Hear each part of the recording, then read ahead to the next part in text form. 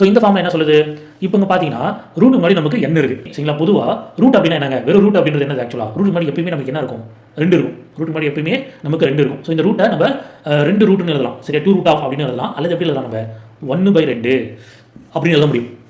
பேசிக்காக நம்ம எல்லாருமே தெரியும் இல்லையா. அப்போ ரூட் முன்னாடி சப்போஸ் இங்கே n இருந்துச்சுன்னா நம்ம அந்த n எப்படி எழுதலாம், நம்ம 1/n அப்படின்னு எழுதலாம் இல்லையா. ரைட், அப்போ இந்த am அப்படியே இருக்கும், am அப்படியே இருக்குது. அப்போ பவரில் இருக்கக்கூடியதை நம்ம பவரில் எடுத்துக்கலாம், அதாவது இன்டூ 1/n, அதான் நான் எழுதியிருக்கேன் சரிங்களா. ஸோ அடுத்து இந்த m பெருக்கல் 1/n இருக்குது. இது எப்படி மாற்றலாம், நம்ம a/m/n மாற்றலாமா. ஸோ இந்த a/m/n தான் நம்மளுடைய மதிப்பு.